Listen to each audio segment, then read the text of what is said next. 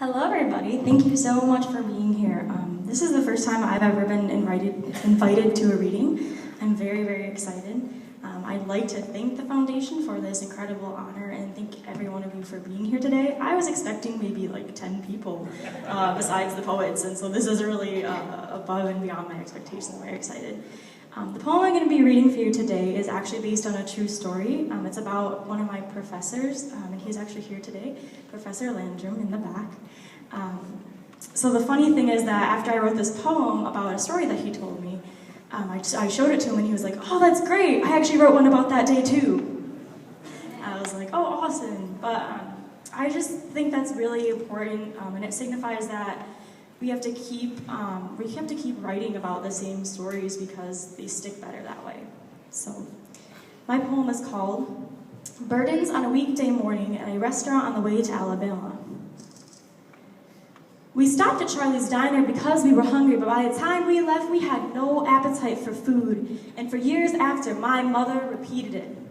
The booths, the plates of food spouting steam like factory stacks, the racism spewing from the hostess's mouth, spewing words of racism, digging a deep ditch of plantation heat, berry bushes, strange fruit swaying in Alabama skies.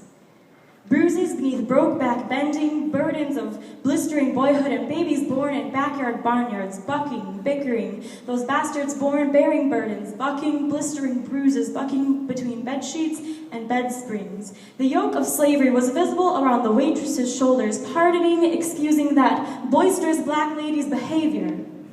When the union split over politics and cotton gins, the only seams were in the pulpy hands of black folk, tilling, picking, piling, blistering. Hearts were tarred by more than smoke rings. In the Tennessee Valley, the mountains are purple and watch over in lake sparrows migrating to nest 2 months before their eggs are laid, yet the restaurant workers question the nesting of black mothers beneath 85-degree sun, hands bleeding, calloused feet, crippled backs.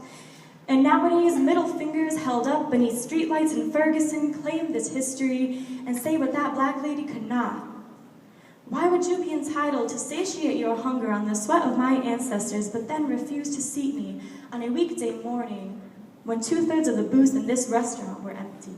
Thank you.